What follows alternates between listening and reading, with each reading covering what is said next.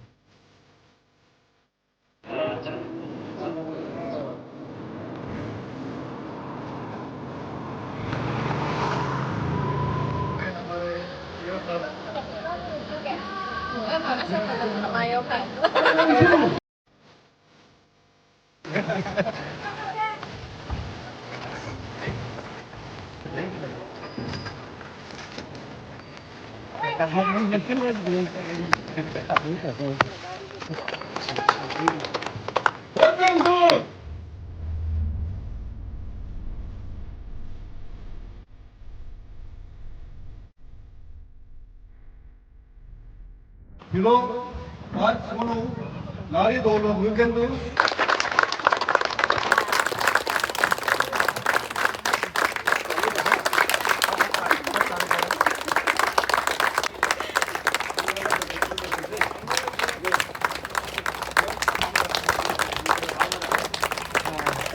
Majib kerja mana?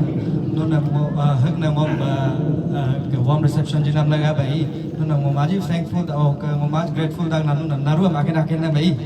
Ok men dak la mo nun asap ka dunu kitki ka dunu moi mot ka dunu an generation se have no support lagai. ये जगह online generation upcoming young talents का दम सिंधु में not just in academic career lo nyum mai kap lo hindu no go curricular activities lo sin in go kayo agam hindu no andi encourage ka mo agam sin jada me lang mai em nai ham lekin go da mo no na maji thank you am da na me thank you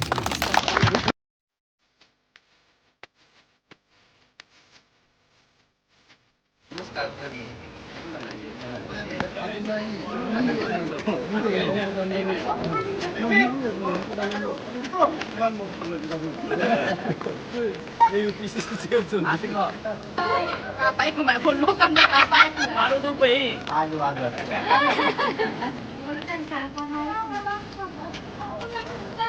आदो आते हैं आदो।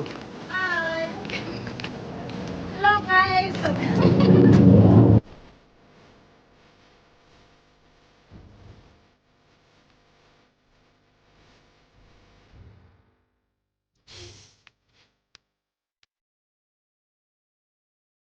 तो viewers, मेरा साथ है mister time hero, जो हम लोग का बस्ती का नारी बस्ती का सीनियर सिटीजन है। तो आपसे मैं पूछना चाहता हूँ, आपको कैसा लग रहा है? दिल से बहुत सहे दिल से बहुत खुश लग रहा है, क्योंकि ऐसा होना है कि मेरा बस्ती से ये सिर्फ नहीं, केमिन सिर्फ नहीं, और उसका साथी और छोटा छोटा बच्चा लोग भी आगे बढ़ के पढ़ के पढ़ाई करके ऐसे आज का जैसा केमिन गामलिन का जैसा मिलना है बोल के मेरा कहना यही है। मेरा बस्ती का यूथ को और केमिन के लिए हम बहुत खुश हो रहा है, अपना बस्ती के लिए गर्व रहा है। और मेरा कहना यही कि मेरा यूथ लोग से एडवाइस है आगे बढ़ना है, और खेल कूद में या पढ़ाई में आगे बढ़ना है, ऐसे बढ़ के जाना है बोल के हम ये मेरा बस्ती का यूथ को बहुत मेरा लड़का लोग और आगे बढ़ रहा है स्पोर्ट में या पढ़ाई में। तो मेरा और एक सवाल है आपसे, जैसे तोरा हम लोग से आप लोग का ज़माना में हमेशा बोलेगा, नो ऑफेंस, आप लोग का ज़माना में ऐसा होता था कि पढ़ाई सब कुछ है। हाँ। तो अभी आप बताइए, ये ज़माना में क्या पढ़ाई सब कुछ है आपके लिए? पढ़ाई सब कुछ तो नहीं है, स्पोर्ट में या आपका फिजिकली आप स्पोर्ट में भी आगे बढ़ सकता है या खेलकूद में एनी मतलब पढ़ाई का साथ में स्पोर्ट एक्टिविटी में भी हम लोग का लड़का लोग आगे बढ़ना है। Thank you very much. ये मैं केमिन गामलिन हूँ, नारी विलेज का। आपको कैसा लग रहा है आपका छोटा भाई इतना बोलने से स्टेट का सबसे टफेस्ट कॉम्पिटिटिव एग्ज़ाम को क्रैक किया है, सिर्फ क्रैक किया नहीं है, आप टॉप 16 में आया है, तो आपको कैसा लग रहा है आपका भाई इतना बड़ा मुकाम हासिल किया है? बहुत खुशी हो रहा हूँ, बयान नहीं कर पा रहा हूँ क्योंकि एग्ज़ाम टफ है और हाईएस्ट लेवल अपना अरुणाचल का PCS एग्ज़ाम है। क्या कहूँ, खुशी के मारे पागल हो रहा हूँ। वैसे मेरा भाई छोटा से एक डिसेंट और प्लेजेंट लड़का था। हाँ, कभी कभार दोस्त लोगों का साथ मौज मस्ती तो करता है, वो तो जवान खून तो करेंगे ही। और ये इस बार का APCS जैसा चला है, मैं गवर्नमेंट को भी अप्रिशिएट करता हूँ। एग्ज़ाम यूँ ही चलना चाहिए, द वन हु डिज़र्विंग वाला ही कैंडिडेट मिलना चाहिए। इस बार जो डिज़र्विंग है, अपना मेहनत किया है, पढ़ाई लिखाई किया है, सब वही मिला है। इसके लिए भी मैं गवर्नमेंट को भी थैंक यू बोलना चाहता हूँ। इसी तरह हमारा प्रदेश में इस तरह का एग्ज़ाम हमेशा होना चाहिए। जो मेहनत करता है, मेहनत का फल तो मिलना चाहिए जी, ना कि पहले के जैसा ये लीकेज होना चाहिए। जी बिल्कुल। थैंक यू सो मच, आपसे very बात much. करके अच्छा लगा। Thank you.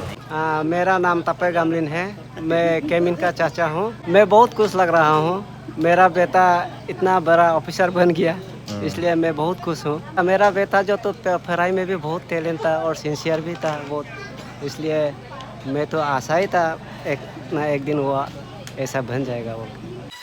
हेलो व्यूअर्स, अभी फाइनली मेरे साथ है CEO सर, मिस्टर केमिन गामलिन। तो सर, पहले तो आपको बहुत बड़ा कॉन्ग्रेचुलेशन, आपने ये बहुत बड़ा मुकाम हासिल किया है, सिर्फ आपके लिए नहीं, अपना बस्ती के लिए, अपने लोगों के लिए। तो फर्स्ट ऑफ ऑल कॉन्ग्रेचुलेशन आपको। Thank you. तो सर, मैं आपसे 2-3 क्वेश्चन पूछना चाहूँगा। तो सबसे पहला क्वेश्चन, आपका रैंक कौन सा था? आप प्लीज़ आप बताइए आपको ऑडियंस को। मेरा इस बार का जो सिविल सर्विस एग्ज़ाम का जो रैंक है वो 16 है, 16। Thank you sir. तो सर, मेरा सबसे पहला क्वेश्चन है आपसे, ये आपका कौन सा अटेम्प्ट है और ये आपने कब सोचा था, मतलब कब से सोचा है, मतलब सिविल सर्विस में आप सिविल सर्वेंट बनना चाहता है या सिविल सर्विस में आप घुसना चाहता है? ये मेरा पहला अटेम्प्ट है Arunachal Pradesh combined competitive examination का, जो सिविल सर्विस एग्जामिनेशन जो होता है, ये मेरा पहला अटेम्प्ट है। और आपने जो दूसरा सवाल किया है जो कि कब से सोचा है इसको तैयारी करने के लिए ना, तो ऐसा पहले से तो बिल्कुल नहीं था। स्कूल समय में तो जब हम इवन ग्रेजुएशन समय तक हम नहीं सोचा था हम सिविल सर्विस के लिए, क्योंकि हमको पहले टीचिंग प्रोफेशन में इंटरेस्ट था ना, तो सोचा था हम टीचर्स बनेगा या कोई असिस्टेंट प्रोफेसर या प्रोफेसर का नौकरी करने में था जब while I was pursuing my under graduation. लेकिन फिर पोस्ट ग्रेजुएशन का चलते उसके बाद हम मुझे लगा कि जो मेरा स्किल्स है, जो मेरा मेन जो काम है, वो जो रियल लाइफ जो प्रॉब्लम्स होता है, सोसाइटी का जो इनएफिशिएंसीज होता है, सोसाइटी में जो प्रॉब्लम्स होता है, जैसे कि दिक्कत होता है, तो ये सब चीज़ को देख करके मतलब हमको लगा कि नहीं, सिविल सर्विस में आ करके अगर हम अपना सोसाइटी को, अपने स्टेट को या अपना नेशन को कहीं ना कहीं अपना एक पॉजिटिव कंट्रीब्यूशन देने से, तो मतलब ये दे सकने से वो ज़्यादा बेहतर रहेगा। और सिविल सर्विस एक ऐसा प्लेटफॉर्म है जहाँ से आप अनडिनाइबली आपको इतना डिस्क्रिप्शन और इतना मतलब एक अपॉर्चुनिटी मिलता है, आपको एक मीडियम मिल जाता है जहाँ से आप पब्लिक का लाइफ में आप एक पॉजिटिव इम्पैक्ट ला सकता है, उनका लाइफ में एक चेंजेस ला सकता है। तो ये अपॉर्चुनिटी को हम गंवाना नहीं चाहता था, और यही जो मतलब सोसाइटी का प्रति हमको जो एक काम करने का जो एक मोटिवेशन है, यही हमेशा से हमको सिविल सर्विस करने का तैयारी के लिए हमको पुश किया है। जी thank you so much sir. तो ठीक है सर, दूसरा क्वेश्चन में बढ़ते हैं। दूसरा क्वेश्चन है मेरा आपके लिए, आपका ये तैयारी के दौरान आपका फैमिली का थ्रू से, आपका फैमिली का तरफ से, आपका चाहने वालों की तरफ से आपको कितना इमोशनल सपोर्ट मिला आपका सफ़र में? फैमिली तो हमेशा से सपोर्टिव रहा है मेरा, जो स्पेशली मेरा मदर फादर तो है ही है, और मेरा जो दीदी है, मेरा जो ब्रदर इन लॉस है, उन्होंने बहुत जम के मेरा सपोर्ट किया है। मेरा सिस्टर्स है, मेरा ब्रदर्स है, और जितना भी मतलब आस पड़ोस का मतलब मेरा इवन मेरा बस्ती वाला लोग, they have been very much supportive throughout my whole journey. और जो मेरा फ्रेंड सर्कल्स है, उन्होंने भी बहुत साथ दिया है मुझे ना इसमें, और उनके बिना शायद it was impossible for me to clear this examination without their genuine support. और उन्हीं का सपोर्ट और उन्हीं का लव, उन्हीं का ब्लेसिंग्स का वजह से, या उन्हीं का मतलब एक इकोसिस्टम हो जाता है कि नहीं। जी आप एक सपोर्टिव एनवायरनमेंट में आप not only for academic career but जो भी लाइफ में आप करता है, अब आपको अगर राइट सपोर्ट मिलता है, एक राइट गाइडेंस, एक मेंटर मिलता है, तो वो चीज़ आपको कहीं ना कहीं जाके एक सक्सेस का द्वार खोल देता है। और and this has been instrumental in you know achieving this milestone for me. Sir अभी आप ये बताइए, सीईओ बनने का बाद आपका अभी विज़न क्या है, और कॉमन पब्लिक आपसे क्या एक्सपेक्ट कर सकता है या चेंजेस एक्सपेक्ट कर सकता है आपसे? जी बिल्कुल, अभी आप देखता है कि मतलब अभी तो सोसाइटी चेंज हो रहा है, ये अच्छा बात है, लेकिन हम जो मेरा जो मेन विज़न है सोसाइटी को चेंजेस लाना, हमारा विज़न है कि जो यूथ्स है और स्पेशली जो गर्ल चाइल्ड्स है उनको एम्पावर करना है कि नहीं, उन्हें मतलब एक नया एजुकेशन सिस्टम में हम मेन बात मेरा तो एजुकेशन सिस्टम में ही फोकस रहेगा। जी एजुकेशन सिस्टम को किस तरह से इम्प्रूव किया जाए, अरुणाचल का जो यूथ्स हैं उन्हें कैसे मतलब प्रोत्साहन दे जाए education, not just in education but also in other fields as well. जी जैसे कि आजकल एक स्टार्टअप कल्चर शुरू हो गया है। जी आजकल सिर्फ आप पढ़ाई लिखाई करके भी बात वो नहीं है कि आप पढ़ाई लिखाई करके ही आपको कुछ अच्छा एक पोजीशन मिलेगा लाइफ में, है कि नहीं। जी जी बिल्कुल। आजकल आपका साथ अगर राइट स्किल सेट्स है तो आप एक पोजीशन में जाके खड़ा कर सकता है, अपना आपको एक पहचान दिला सकता है। और इन्हीं चीज़ों पर मेरा फोकस ज़्यादा रहेगा, स्किल डेवलपमेंट, एजुकेशन और youth empowerment, specially the girl child और जो मार्जिनलाइज्ड कम्युनिटी में होता है। जैसे कि अरुणाचल में ऐसे बहुत सारा जगह है जहाँ में स्टूडेंट्स को उतना एक्सेसिबल नहीं होता है, चाहे वो not just about education, like health infrastructure हो या कनेक्टिविटी हो। सो इन चीज़ों में मेरा फोकस ज़्यादा रहेगा सोसाइटी को कंट्रीब्यूट करने के लिए ना। जी। मेरा हम तो सोसाइटी को सर्व करने के लिए ही आया है, और मेरा प्राइम ड्यूटी हमेशा सोसाइटल वेलफेयर के लिए ही हमेशा सर्वोच्च रहेगा। सर आप ये बताइए, आपका ये जर्नी में आपका टफेस्ट फेस कौन सा रहा आपका? बहुत सारे तकलीफ़ें आया हैं, स्पेशली हम पर्सनल तकलीफ़ का बात ज़्यादा करेगा, क्योंकि पर्सनली हमको बहुत दिक्कत हुआ है। क्योंकि जब हम शुरू किया था, I started from scratch, nothing. जी जी बिल्कुल। तो मुझे पता नहीं था कि सिविल सर्विस तैयारी कैसा करता है, और फैमिली तो था, लेकिन फिर भी फैमिली में से भी कोई मतलब इस तरह से प्रोफेशनल सिविल सर्विस कैरियर कोई बनाने वाला तो है नहीं। जी बिल्कुल। तो राइट गाइडेंस और राइट मेंटरशिप मिलना भी बहुत मुश्किल था। आप जब शुरू करता है सिविल सर्विस करियर या जो भी करियर, आपको एक राइट मेंटर का ज़रूरी है, आपको एक करेक्ट स्ट्रेटेजी फॉलो करना पड़ता है ना। तो वो चीज़ को फाइंड आउट करने के लिए हमको थोड़ा तकलीफ हुआ है। और बाय द टाइम मतलब हम जब इसको शुरू कर दिया, जब मतलब एक फॉर्चुनेटली हमको मतलब मिला है कुछ सीनियर से जो हमको टीचर्स है जो राइट स्ट्रेटेजी बताया है ना जी। और उस प्रॉब्लम से फिर हम जब प्रीलिम्स का क्लियर किया, फिर मेंस का तैयारी किया, उसमें बहुत बड़ा प्रॉब्लम आया है। प्रॉब्लम इन द सेंस मेरा खुद का एक पर्सनल प्रॉब्लम है कि सेल्फ डाउट होता था, कभी कभी डिप्रेशन होता, लो फील होता है कभी कभी, और ऐसा सोचता है कि हमसे हो पाएगा कि नहीं, इस तरह का सवाल खुद से आता है ना।